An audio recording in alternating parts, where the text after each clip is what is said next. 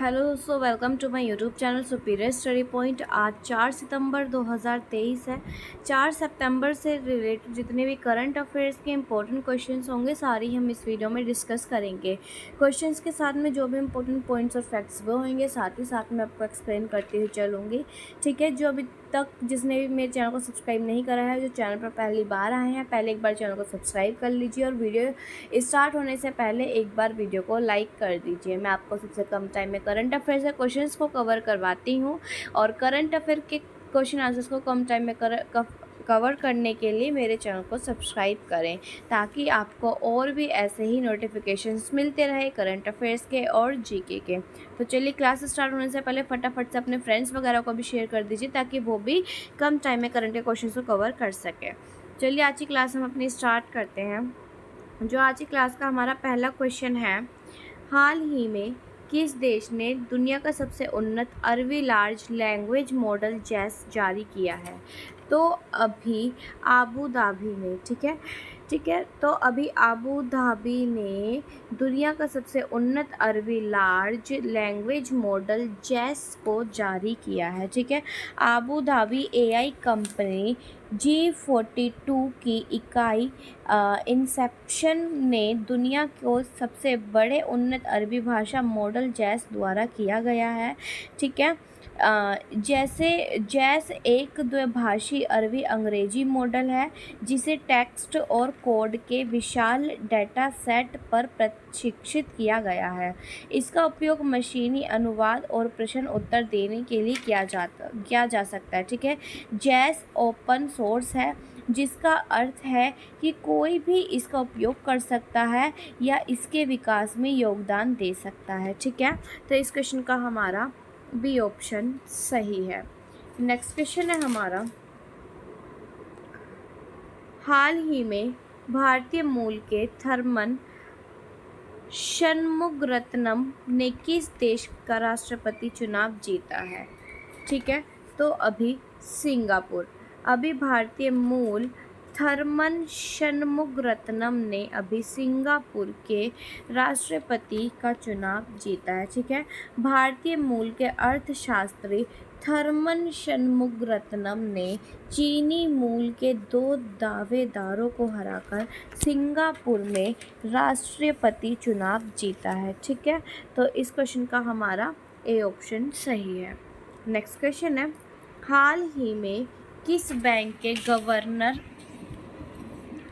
ठीक है, किस बैंक के governor finance central bank report 2023 में A+ रेटिंग मिली है? तो अभी आरबीआई के ठीक है, आरबीआई बैंक के गवर्नर शक्तिकांत दास को, ठीक है, global finance central bank report 2023 में A+ रेटिंग मिली है। ठीक है, आरबीआई बैंक, इसकी स्थापना 1 अप्रैल 1935 में हुई थी। हेडक्वार्टर इसका मुंबई में स्थित है। इसके प्रेजेंट टाइम पे 25th जो गवर्नर है वो कौन है? शक्तिकांत दास इसके 25th गवर्नर है। ठीक है, और इन्हें अभी global finance central bank report 2023 में A+ रेटिंग मिली है। ठीक है, शक्तिकांत दास को उन 3 केंद्रीय बैंक गवर्नरों की सूची में शीर्ष पर रखा गया है जिन्हें A रेटिंग दी गई है।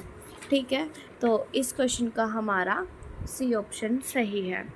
नेक्स्ट क्वेश्चन है, हाल ही में किसने PIB के प्रधान महानिदेशक का पदभार ग्रहण किया है? तो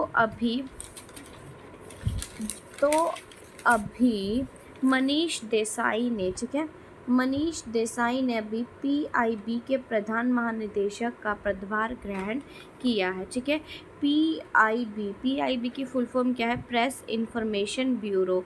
ये इसकी फुल फॉर्म है। इसकी स्थापना कब हुई थी? 1919 में इसकी स्थापना हुई थी और इसका हेडक्वार्टर कहाँ पर स्थित है?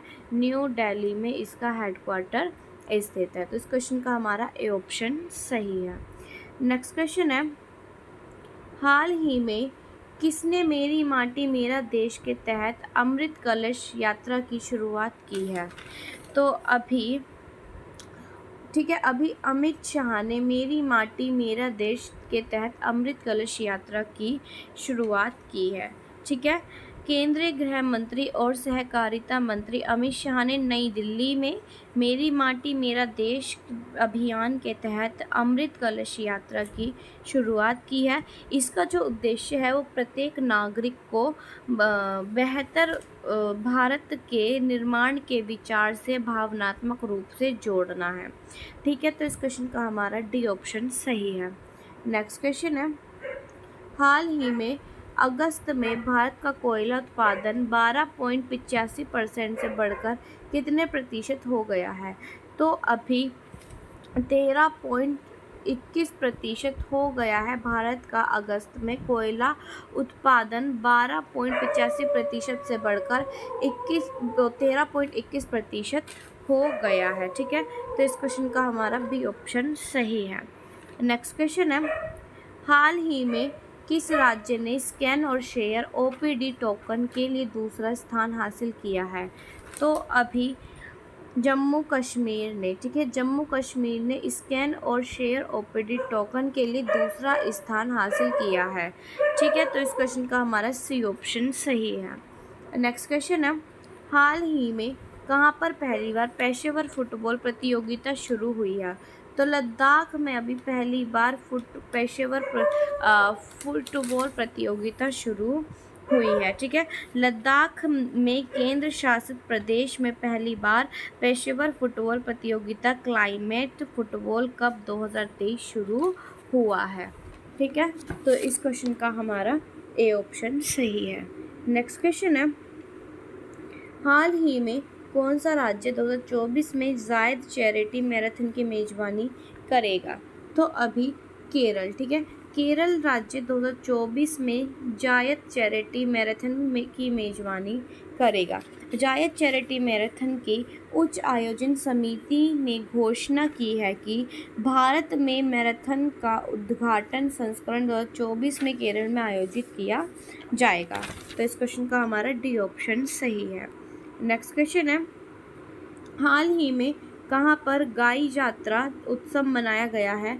तो अभी नेपाल में। ठीक है, नेपाल में अभी गाई यात्रा उत्सव मनाया गया है। ठीक है, नेपाल की राजधानी काठमांडू। ठीक, तो नेपाल की राजधानी काठमांडू में सैकड़ों लोगों ने गाय की पोशाक पहनकर पूर्व शाही महल बसंतपुर दरबार स्क्वायर, ठीक है, मतलब कि स्क्वायर का दौरा किया और पारंपरिक मान्यता के अनुसार भिक्षा और दान स्वीकार किया कि ऐसा करने से उनके परिजनों की दिवंगत आत्माओं को मोक्ष मिलेगा। ठीक है, इसमें लोग अजीब अजीब वेशभूषा पहनकर शहर में घूमते हैं, मतलब कि अजीब अजीब कपड़े पहनकर, और पिछले साल मरे लोगों को याद करते हैं। ठीक है, तो इस क्वेश्चन का हमारा बी ऑप्शन सही है।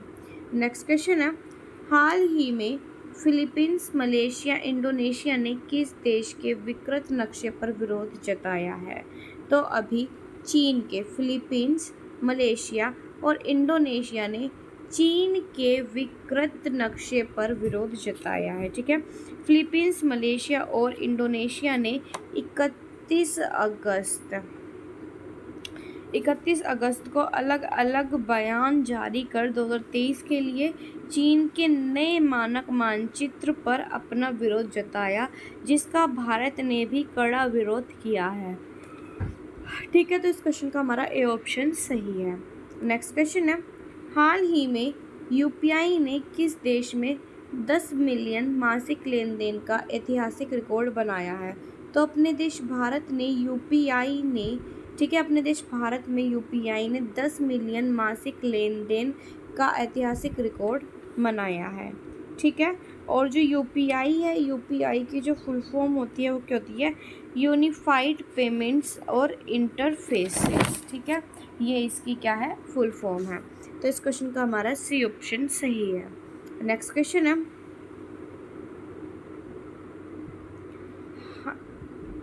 हाल ही में इलेक्ट्रॉनिक्स व्यापार को बढ़ाने के लिए भारत और किस देश ने टास्क फोर्स शुरुआत की है? तो अभी भारत और अमेरिका ने इलेक्ट्रॉनिक्स व्यापार को बढ़ाने के लिए भारत और अमेरिका ने टास्क फोर्स की शुरुआत की है। ठीक है, इलेक्ट्रॉनिक्स व्यापार बढ़ाने के लिए भारत और अमेरिका टास्क फोर्स की शुरुआत की गई। इसका जो उद्देश्य है, जो इसका लक्ष्य है, वो ये है कि 1 दशक के अंदर दोनों देशों के बीच इलेक्ट्रॉनिक्स व्यापार को 100 अरब डॉलर तक बढ़ाना है। ठीक है, तो इस क्वेश्चन का हमारा डी ऑप्शन सही है। नेक्स्ट क्वेश्चन है, हाल ही में विश्व नारियल दिवस कब मनाया गया है?